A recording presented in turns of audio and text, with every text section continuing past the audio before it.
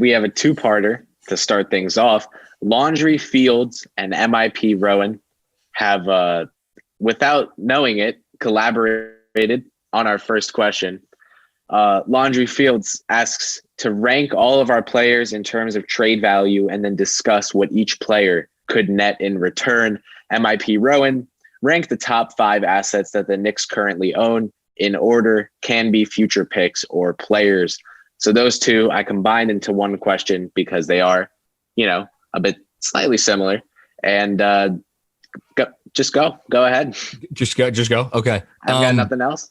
I got my pen out because I feel like this requires making a list in real time as we're doing the podcast. So without thinking, number one, I'm going to do the assets first, and then the players that I name on this list, I'll talk about their trade value. And please, obviously, as always, interject. The number one asset, and I don't think it's particularly close, is their 2021 draft pick. Do you think that should there be a discussion about that? I don't even think that's even worthy of a discussion. We're talking about in terms of trade value. Yeah, I'd go with that pick. I mean, I think there's a bit of a used car thing with draft picks. The second, even if you just drove it out of the lot. Well, especially when it out of the lot, especially when the car is. Yeah, especially when the car has hit 10 of its 54 threes that it's attempted. Oh, relax. When the car does that, it's amazing how the value of the car goes down because you've driven it off the lot and it can't hit the far side of the barn.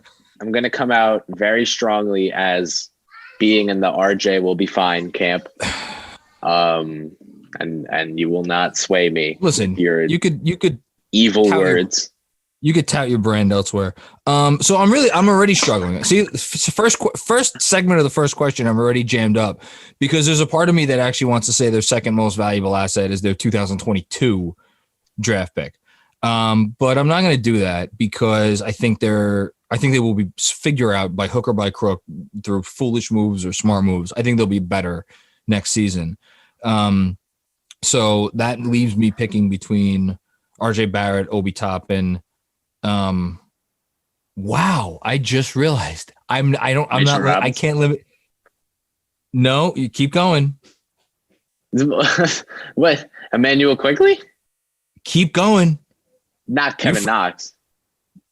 See, this is the mentality of Knicks fans because I did the same thing as you. Julius Randle, man. Because guess fucking what? Guess fucking what? If they put RJ Barrett. I'm thinking young. Was that in the question or was that? No, Julius. No. Julius Randle is playing at an all NBA level. But this is fair game, right? Season. He didn't specify young. Did he specify young players? Okay. So number 2 on the list, because I think if they put Julius Randle and RJ Barrett on the block right now, I can't believe I'm saying this. And Obi Toppin. Man, this is really, really, really, really, really, really tough. You get more for Julius than Obi. I don't know about that. Oh, he was just the 8th pick in the draft, and he has in a draft that every scout knew was weak. You have an all NBA guy. What's the question? Because one guy is 25 and the other's 22. Obi's no, very funny. Obi's ceiling is higher.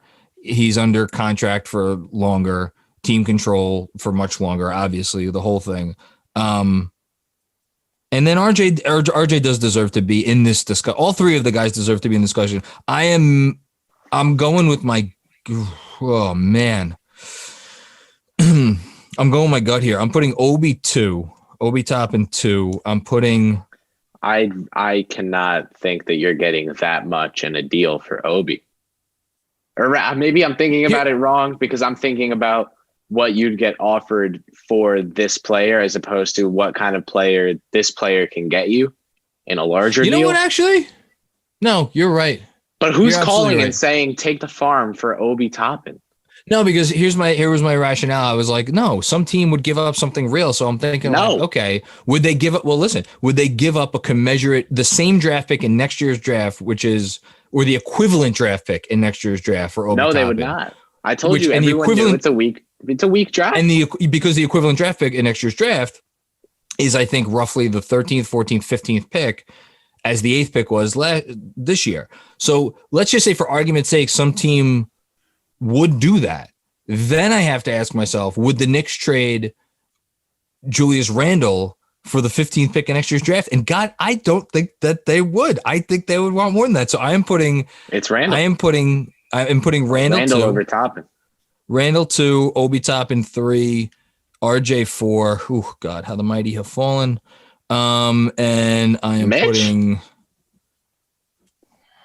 You're not no value. We just saw Jared Allen net the equivalent of the 28th pick in the draft, and I think there is some discrepancy amongst people in the league as to which of those players is eventually going to be better. We all obviously believe in Mitch and his ceiling and the whole thing, but so no, I can't put Mitch 5th. I'm going to put Quickly. Wow. And the only that's interesting. What? He's anchoring a good defense. It's not potential anymore. It pissed me off last year that everyone treated Mitch's potential as a tangible skill, which it was not. But this year he's on the court and not fouling, and the stocks are going up. Both. Yeah, but he's not Gobert. Trust me. I looked at these numbers today. The Knicks, even when Mitch is in the game, they would, if we took those minutes that Mitch was in the game and we extrapolated it over 48 minutes and made that opponent. But who's Mitch sharing the court? I feel like. I think Julius Randle's played good defense. I think RJ Barrett's played good defense. Obviously, the point of attack defense sucks, but he is sharing the court with commensurate NBA defenders. And again, when he's out there, the teams are getting into shots at the rim at a rate that would rank like 18th, 19th, 20th in the league, somewhere around that. So that's like he's not really deterring people from going down there, which again is not all his fault. He's being pulled out of the paint. We see this every night. I get it, but I just he's not Gobert in terms of his impact yet. Maybe he becomes that. Okay, we talked for too long, but I'm putting Quickly 5th, and the only thing I'm wondering is, should I have snuck the 2022 draft pick somewhere? Would that might go over quickly, but yeah, I agree that they're going to try to be good. So, okay. I need to, I can't do that. I got to see more from the kid. All right. So here's final answer. 2021 first rounder, Randle 2, Toppin 3, Barrett 4, the Knicks 2022 first 5. And even that's wrong, because if you asked every team in the league, would you rather have RJ Barrett or the Knicks 2022 unprotected first round pick? There is not a team in the league that would choose RJ Barrett. So I'm going to flip those. Wow. There isn't. That's just mean, a lot. True. What? It's just a lot. Shit. Now I'm wondering if I have 22. Okay, we have to move on. So I'm flipping the 2022 first with Barrett. So it's 21 first, Randle, Toppin, 22 first, Barrett. And what trade value? The other part of the question was, what trade value do each of these guys have? I think Randle at this point is worth a middling first and a young player that will help you in some way. Not like a top line young player, but I think he's worth a pick and a player. I think Obi Toppin's worth like the 15th pick in an average draft. I think RJ Barrett's worth a little, and I think the 2022 first is going to be a middling pick in a pretty decent draft. And I think RJ Barrett's worth slightly less than that. So there you go.